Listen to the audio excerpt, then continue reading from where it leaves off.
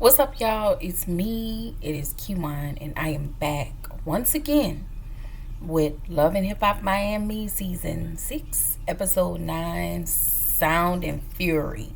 Listen, as I stated before, y'all like me, and I like y'all, and I like that y'all like me too. Alright?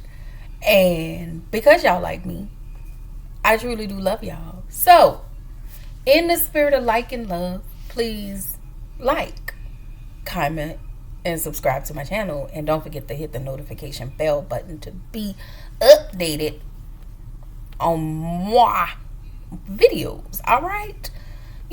Share me, put me in the algorithm of the algorithms. All right? You know, and let's get this going. All right? So anyway, so y'all remember Amara got the life slapped out of, like, she smacked the piss out of her. I was like, oh my god.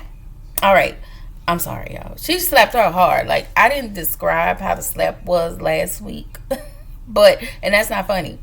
But she slapped the piss out of her. All right. So the episode picks back up with the fight between Princess and Amara.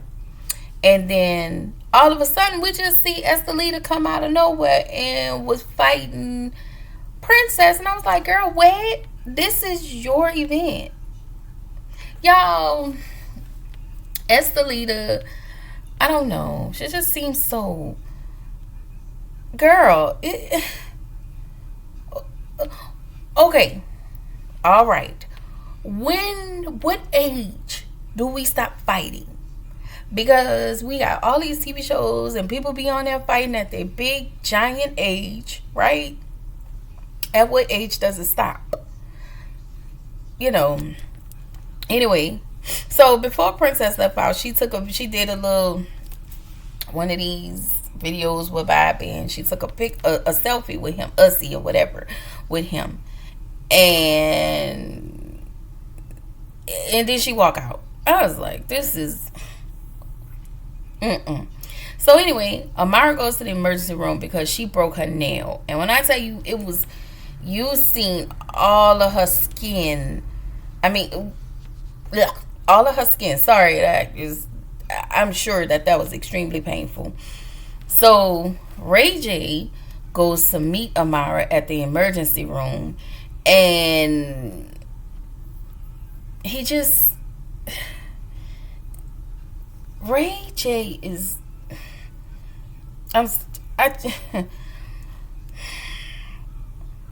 Brandy's little brother is a hot garbage mess. All right? But let me say this.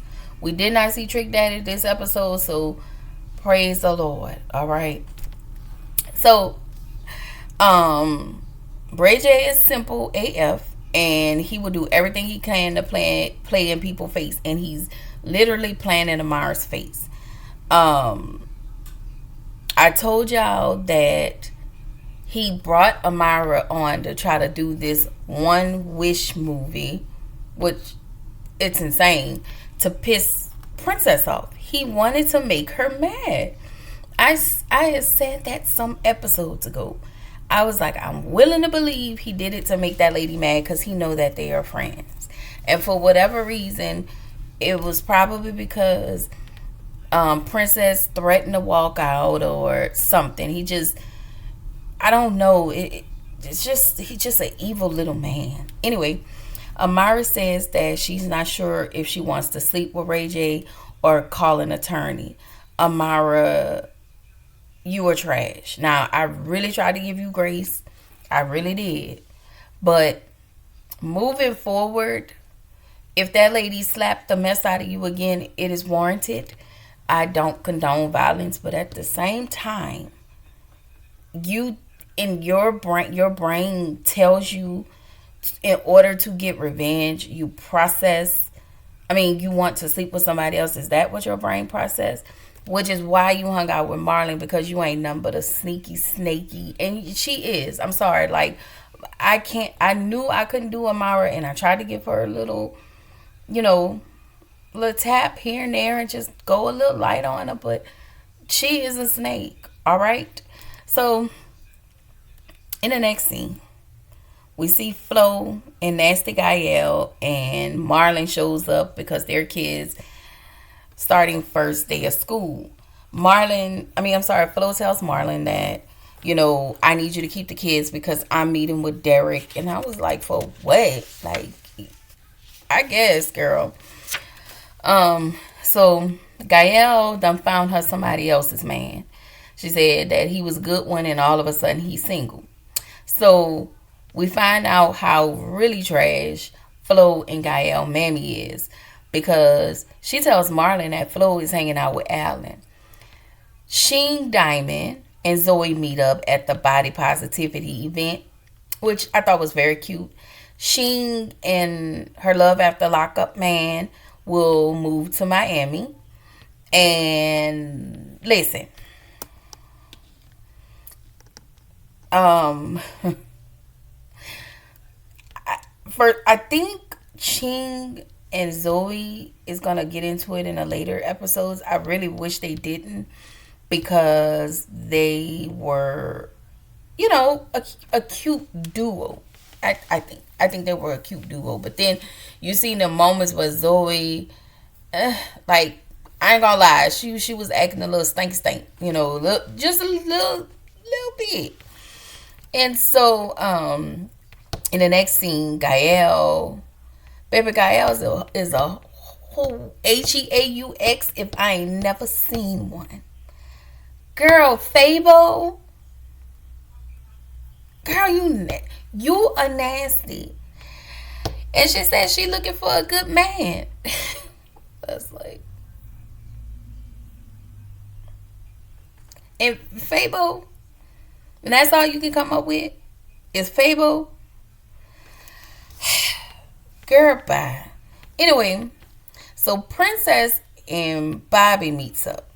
Basically, Bobby was like, before you wreck your friendship with Amara, because y'all been friends for a long time, you need to talk to that husband of yours. And to me, I'm going to keep saying this, Princess is childish. She have no control over her emotions as well as Estelita. Because you didn't have to put your hands on that lady. You did not have to put your hands. You was quick with it. You were pop, pop. It was a quick little 1-2. But you still don't have to put your hands on that lady. For what? For what? For what? Because you know the type of husband you have. And I'm not making it okay. But you should have given all of that smoke to Ray J. I also feel like Princess was right about Amara in a lot of ways. And I also feel like Amara should have told her, when you got that call from Ray J, you should have immediately called your friend and told your friend, hey, do you know about a movie? I don't care how you told her. You should have told her. You should have told her. Like, at first, I think I almost went with what Amara did, but I think, now that you think about it, I think I even said it last week, you should have called her, especially knowing the state of their relationship. You should have called her. You should have called her. It's not like she got this good, faithful guy. He's an idiot. Anyway, so Princess was like, I'm going through a lot with Ray J. Ma'am, you keep putting yourself in that position. So do I feel sorry for you? Hell no. Because you keep letting this man bring you down. Like, at some point, enough have to be enough. And that's real talk. Enough have to be enough. You have to get some situations, I get it. But in this situation, enough have to be enough. Like, I don't know. I don't know what he has over her. I don't know what he says to her, make her feel like she have to stay. And it could be abusive. Maybe not a physical, but it could be emotional abuse to where I think in her heart she wants to leave, but she's been too locked in, I guess, too invested. I don't know, but anyway, so Love After Lockup decides to call Ching, and that was a hot mess conversation. Zoe said that her and Kelvin are still having issues. I told y'all that. Zoe don't really want to marry him. You only said yes because y'all was around a group of people because you was just trying to leave him. You've been complaining about him.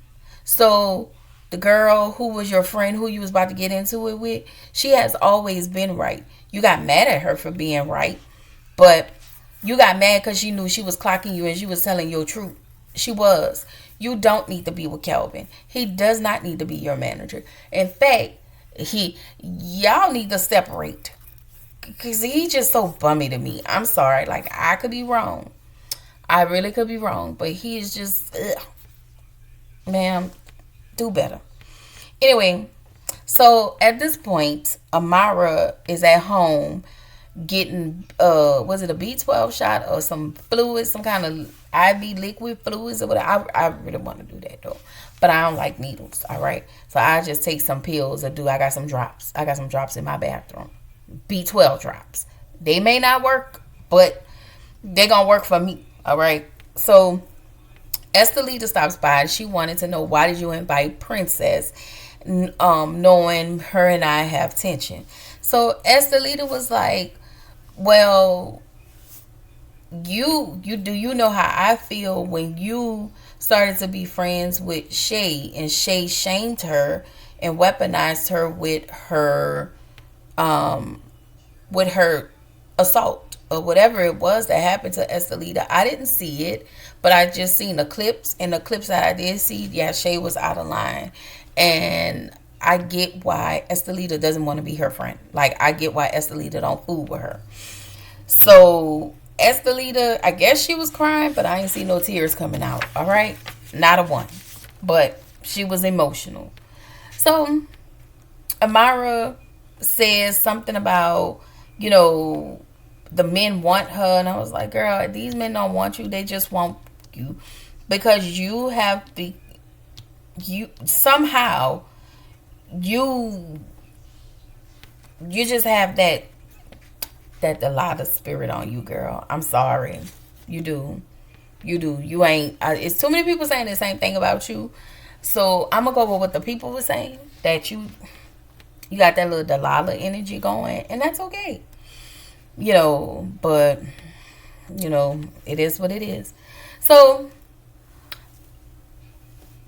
I told y'all that Ray J did meet with Princess met with Amara to make Princess mad.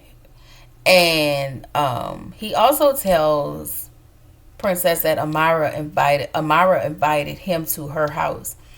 And so Princess says, hey, did you sleep with her? He said no, and I don't believe him. She doesn't believe him. I don't know. She said they got drunk and all of that. It might not have slept together, but something happened. Something possibly happened. If you did go over there, something possibly happened. All right. So he tells Princess what Amara said.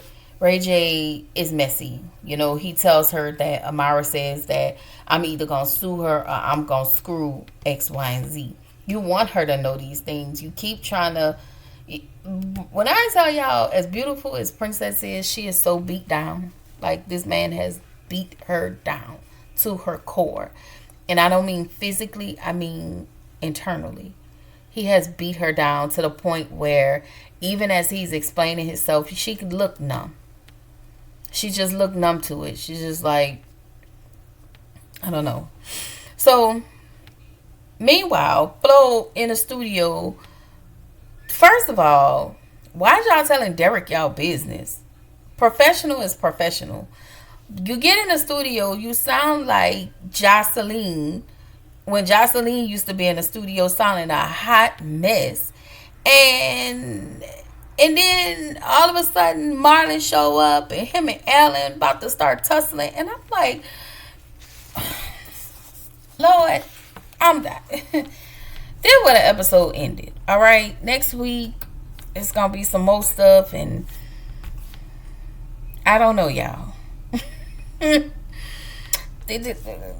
I cannot. Okay, I absolutely cannot. Anyway, I will see y'all in the next video. Bye.